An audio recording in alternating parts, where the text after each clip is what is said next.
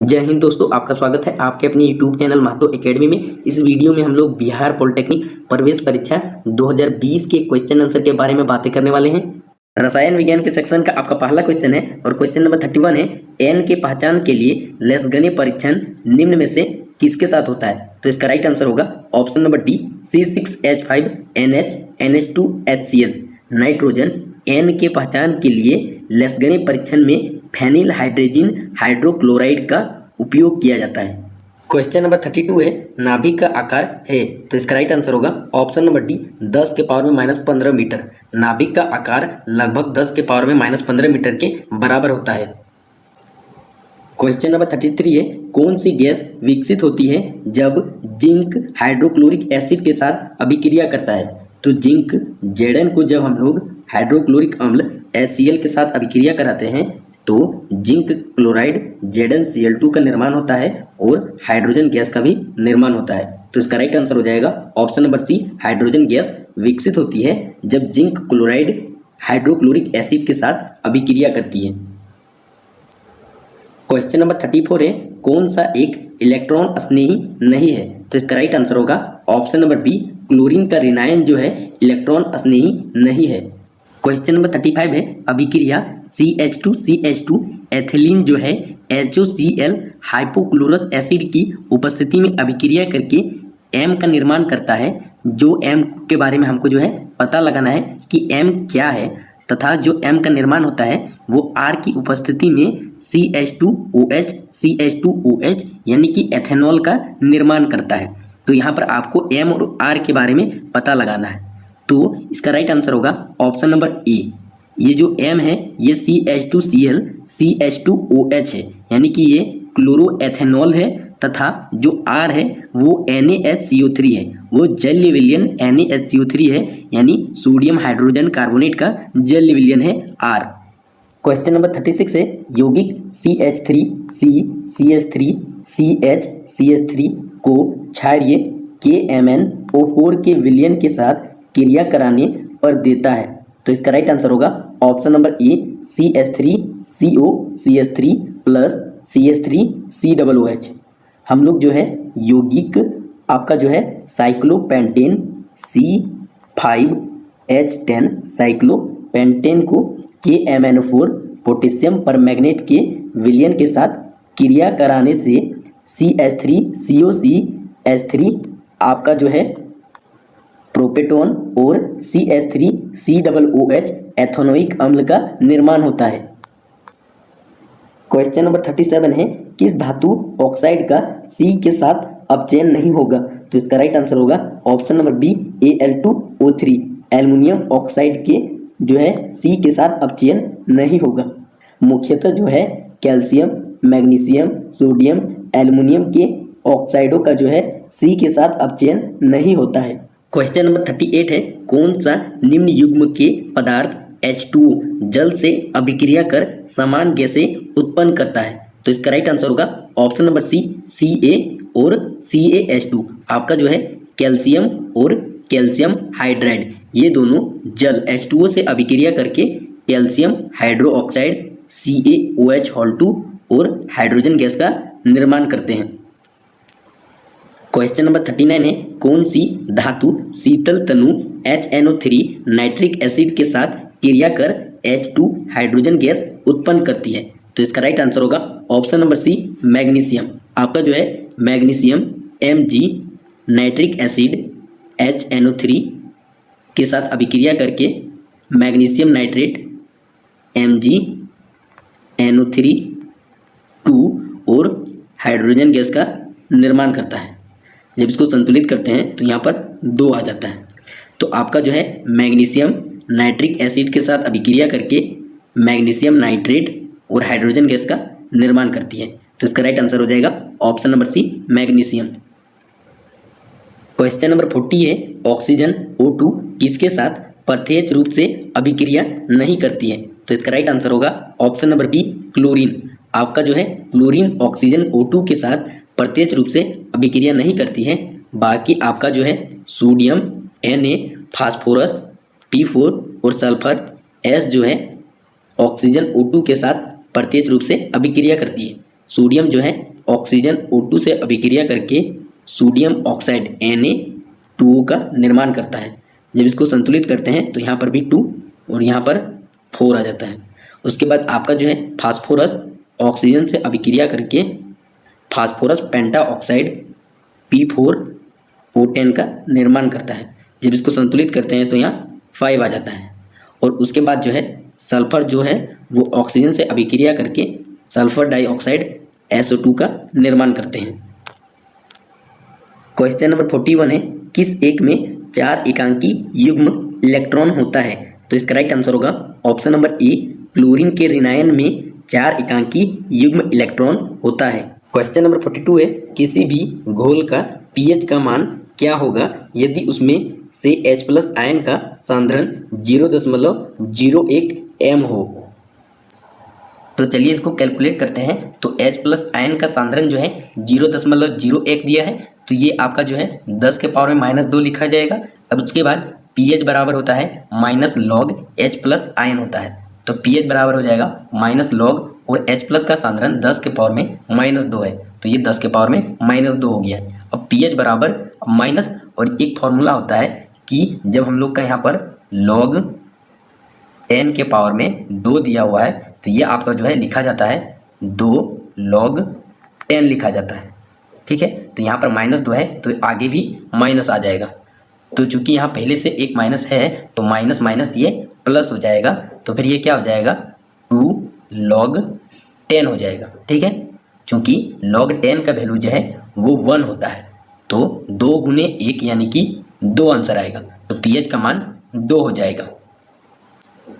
तो इसका right answer हो जाएगा ऑप्शन नंबर सी 2।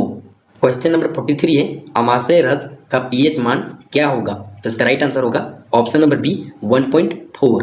अमाशय रस जो है वो आपका हाइड्रोक्लोरिक अम्ल होता है और इसका pH मान 1.4 होता है। क्वेश्चन नंबर 44 है, कौन क्लोरीन के साथ एक से अधिक यौगिक का निर्माण कर सकता है? तो इसका राइट आंसर होगा ऑप्शन नंबर सी फेरस यानी कि आयरन। आयरन जो है आयरन का संयोजकता परिवर्तनशील होता है, अतः ये जो है क्लोरीन के साथ अलग अलग यौगिकों का निर्माण कर सकता है, जैसे कि FeCl2 और FeCl3। FeCl2 आपका जो है आयरन 2 क्लोराइड है और FeCl3 आपका जो है आयरन 3 क्लोराइड है। क्वेश्चन नंबर 45 है, बढ़ती हुई विद्युत ऋणात्मकता का कौन सा क्रम सही है? तो इसका राइट आंसर होगा ऑप्शन नंबर ए, सिलिकॉन का विद्युत ऋणात्मकता जो है वो फास्फोरस से कम है और फास्फोरस का विद्युत ऋणात्मकता कार्बन से कम है तथा कार्बन का विद्युत ऋणात्मकता नाइट्रोजन से कम है, तो इसका राइट आंसर हो जाएगा ऑप्शन नंबर ए। क्वेश्चन नंबर 46 है, निम्नलिखित इलेक्ट्रॉनिक आयनों में से किसका आकार सर्वाधिक है? तो इसका राइट आंसर होगा ऑप्शन नंबर सी, नाइट्रोजन 3 ऋणायन का आकार जो है बाकी इलेक्ट्रॉनिक आयनों से अधिक है। क्वेश्चन नंबर 47 है, किसका परिष्करण सिल्वर ग्लास से होता है? तो इसका राइट आंसर होगा ऑप्शन नंबर बी, Ag यानी कि सिल्वर। सिल्वर का जो है परिष्करण सिल्वर ग्लास से होता है और सिल्वर ग्लास का रासायनिक सूत्र Ag2S यानी कि सिल्वर सल्फाइड होता है। क्वेश्चन नंबर 48 है, मृदु साबुन लवण होता है? तो इसका राइट आंसर होगा ऑप्शन नंबर बी, पोटेशियम लवण होता है मृदु साबुन। इसका रासायनिक सूत्र जो है C17H35COO होता है। मृदु साबुन का रासायनिक सूत्र C17H35COO होता है और ये जो है मृदु साबुन जो है वो पोटेशियम लवण होता है, जबकि आपका जो है कठोर साबुन का रासायनिक सूत्र C17H35COO होता है जो कि सोडियम लवण होता है। क्वेश्चन नंबर 49 है, कौन सी गैस उच्च दाब, उच्च ताप और एक उत्प्रेरक की उपस्थिति में CH3OH मेथनॉल को CH3COOH एथेनोइक अम्ल में बदल देती है? तो इसका राइट आंसर होगा option number B, carbon dioxide. आपका जो है मेथनॉल CH3OH का जल विलयन H2O जल विलयन कार्बन डाइऑक्साइड की उपस्थिति में 180 डिग्री सेल्सियस पर अभिक्रिया करके CH3COOH एथेनोइक अम्ल का निर्माण करती है तथा जल विलयन के रूप में होता है तो इसमें जल भी मौजूद होता है। तो इसका राइट आंसर हो जाएगा option number B, carbon dioxide. Question number 50 है, एक यौगिक में नाइट्रोजन तथा ऑक्सीजन 28 ग्राम और 80 ग्राम के अनुपात में है। इस यौगिक का सूत्र है। तो इसका राइट आंसर होगा option number B, N2O5, nitrogen pentoxide. ये जो है इसमें नाइट्रोजन और ऑक्सीजन का अनुपात 28 ग्राम और 80 ग्राम होगा। इसमें जो है 2 नाइट्रोजन है, यानी कि इसका परमाणु द्रव्यमान कितना हो जाएगा, 2 गुने नाइट्रोजन का परमाणु द्रव्यमान 14 होता है, यानी कि ये 28 हो जाएगा। उसके बाद ऑक्सीजन का परमाणु द्रव्यमान 16 होता है और यहाँ पर 5 है परमाणु है ऑक्सीजन के, तो 16 गुने 5 यानी कि 80 परमाणु द्रव्यमान हो जाएगा। इसका अनुपात निकालेंगे तो 28 अनुपात 80 आएगा। क्वेश्चन नंबर 51 है, 27 ग्राम एल्युमिनियम की ऑक्सीजन के कितने ग्राम के साथ संपूर्ण रूप से अभिक्रिया करेगा। तो इसका राइट आंसर होगा ऑप्शन नंबर डी, 24 ग्राम। तो चलिए इसको कैलकुलेट करते हैं। तो एल्युमिनियम और ऑक्सीजन एक साथ अभिक्रिया करके एल्युमिनियम ऑक्साइड Al2O3 का निर्माण करता है। अर्थात यहाँ पर जो है 2 परमाणु एल्युमिनियम है और 1 परमाणु एल्युमिनियम का द्रव्यमान 27 ग्राम होता है। तो 2 परमाणु एल्युमिनियम का द्रव्यमान 27 दूनी 54 ग्राम हो जाएगा। अब उसके बाद इसमें जो है 3 परमाणु ऑक्सीजन है, तो 1 परमाणु ऑक्सीजन का द्रव्यमान 16 ग्राम होता है। तो 3 परमाणु ऑक्सीजन का द्रव्यमान 16 तिया 48 ग्राम हो जाएगा। अब जो है 54 ग्राम एल्युमिनियम अभिक्रिया करता है 48 ग्राम ऑक्सीजन से, और हमको निकालना है कि 27 ग्राम एल्युमिनियम कितने ऑक्सीजन से अभिक्रिया करेगा। तो पहले 1 ग्राम एल्युमिनियम कितने ऑक्सीजन से अभिक्रिया करेगा, इसको कैलकुलेट करेंगे। तो ये हो जाएगा 48/54 ग्राम ऑक्सीजन में। अब उसके बाद 27 ग्राम एल्युमिनियम अभिक्रिया करेगा, तो 1 का जितना आया है उसको 27 से गुना कर देंगे। अब काटेंगे तो 27 दूनी 54 और 24 दूनी 48। तो 27 ग्राम एल्युमिनियम जो है 24 ग्राम ऑक्सीजन से अभिक्रिया करेगा। क्वेश्चन नंबर 52 है, HCHO मेथिनल में C की ऑक्सीकरण संख्या कितनी है। तो इसका राइट आंसर हो जाएगा option number D, 4।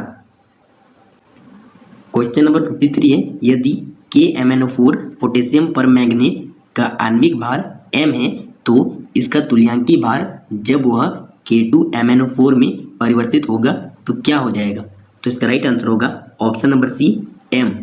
Question number 54 है, 2-मेथिल प्रोपेन निम्नलिखित में से किसका एक समावयव है। तो इसका राइट आंसर होगा ऑप्शन नंबर ए, N-ब्यूटेन।